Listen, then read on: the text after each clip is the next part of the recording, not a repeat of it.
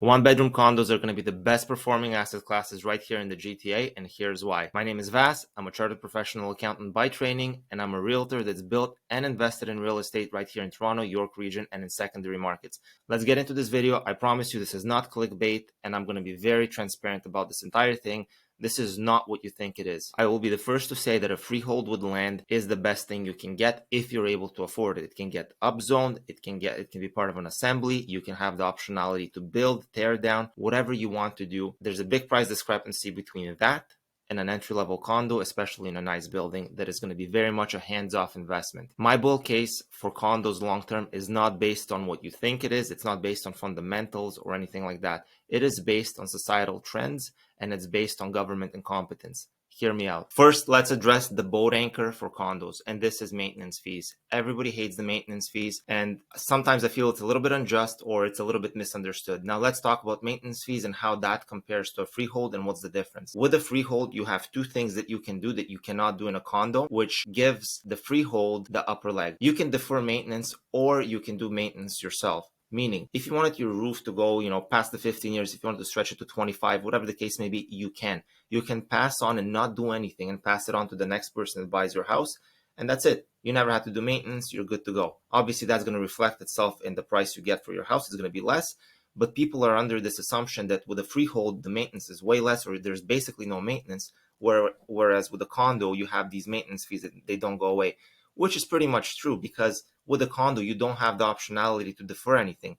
If you have a competent board, they're going to have two maintenance plans. You're going to have preventive maintenance and you're going to have regular maintenance. And that's done on a schedule, and your maintenance fees are going in there and basically keeping up with the condo to make sure it's in good shape. Some condos, I've reviewed so many status certificates. I've been through hundreds of condos. Obviously, the competence of the board is going to matter. In some cases, what they're going to try to do is they're going to try to defer maintenance too, to keep maintenance fees low and resale prices high at the expense of back-end loading. They're just kicking the can down the road. Now, that is not that common because obviously there's audits and there's accountability. But with a freehold, you can pretty much skip anything, do whatever you want, or not do anything, and you get away with it because just the next person is going to take it on. So that's just a little bit of a rant. I wanted to get that out of the way because nothing's free. Just because in a condo you have to pay the maintenance fee every single month, and because you don't have to do that in a freehold, doesn't mean that the freehold's free to maintain. Now that my rant is over, and thank you for sitting through that, let's get into why condos are going to do really well over the next 10 to 20 years. I'm going to start off with a chart that I found very interesting. It's a little bit sad on one component, and I'll tell you which one.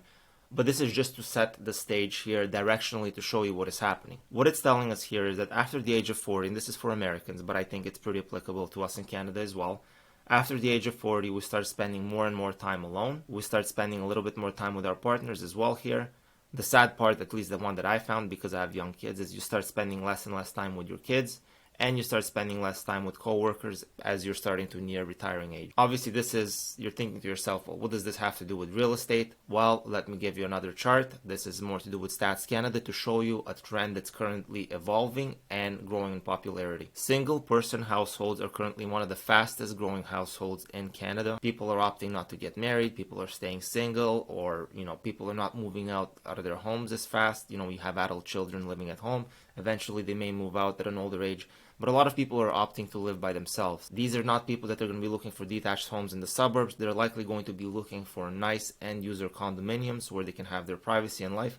One-bedroom condos are effectively the most efficient way you can live as a single person. Now, as I've started working with more downsizers and seeing the stories that I hear from especially people that are of the boomer generation, a lot are looking to liquidate their principal residences, move into condos, sometimes because they're widows or because they can't actually upkeep their house, they're not physically able to, or they want to just change up their lifestyle. They want to travel, they want to go away, they want to live at a cottage, but they want a central location like a condo where the liquidity they get from their primary residence allows for a completely different lifestyle. Maybe they want to live it up a little bit. But the point is, the condominium, especially nice end user condos, are becoming more and more sought after, and people are starting to take them a little bit more serious. The reason I'm showing you this stat right here is for the first line. It's mostly because of the 40% of boomer homeowners have at least half of their net wealth in real estate. Anecdotally speaking, a lot of retirements in the boomer generation are actually reliant on the liquidity from their principal residence. It's a little bit scary, but if that is the reality, you can see why. For one, there's momentum and there's need to actually sell the primary residence, they're likely not going to want to rent. So this is how they end up in a condo. I'm not a political person. I'm not going to get into politics here. These were just quick examples that I found. As you can see, the current government promised us affordable housing back in 2015. And as you can see right here in 2021, we're the least affordable country of the G7 countries, which is, to me, it just basically tells me our government is incompetent at being able to control housing and do anything about it. There's a million reasons, including cost to build, green belts, restrictions, bureaucracy, red tape, the time it takes to get permits through. It's a complete mess. I don't think it's going to change anytime soon. Taking that into account, existing resale inventory or existing inventory that's out there is going to be preserved in value simply by way that it's way too expensive to build anything new. So for example, if you launch a brand new project, it's coming in at 30 to 40% higher to build than where you can just go and buy something currently on the market for, 30 to 40% less per square foot. This is in terms of condos. Here's an example. This was a chart made by my good friend Jordan at Pre-Condo. He specializes in pre-construction condo, especially if you're an end user looking for a boutique building or a good project, he's the guy to talk to. But as you can see, in any new pre-construction project, usually the profit margin by the developer is fairly small. You have government charges that are roughly 1/5 of the price of the condo. And then now we have inclusionary zoning charges, we have increases in development charges and parkland fees. So you can tell right here, with inclusionary zoning, taxes reach 26% of the cost of a 750 square foot apartment in Toronto. That is insane. 26% effectively goes for bureaucracy and red tape. And then people wonder why it's so expensive to build here. Well, this is exactly what's happening.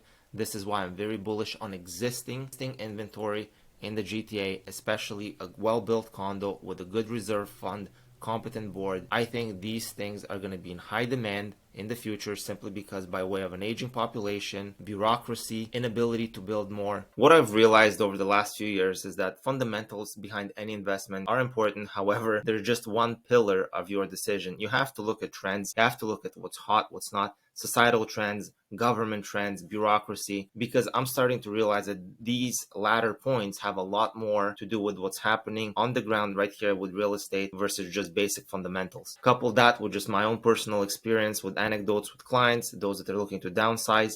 I just see a convergence where these one-bedroom condos, especially in nice buildings, and this is a big caveat because not all condos are the same. And, trying to find a good condo is very difficult. This is not something where you can just go and pick a condo and be like, hey, that's where I want to live. You need to work with somebody that understands status certificates, reserve funds, understands and knows who the builders are, who's good, who's not. So just want to put it out there that yes, freehold and owning land is amazing. However, in any real estate portfolio, it's nice to have a condo just for the diversification and because they're very much hands-off. You can set them and forget them in terms of rent. You can hold them long-term because I think, especially if you own in the right building, they will have a nice appreciation and you don't have to think about them. And I think they're also going to become more popular with certain end users as population ages and as you have more and more people opting out to live on their own, not get married, not have kids. I hope you found this useful.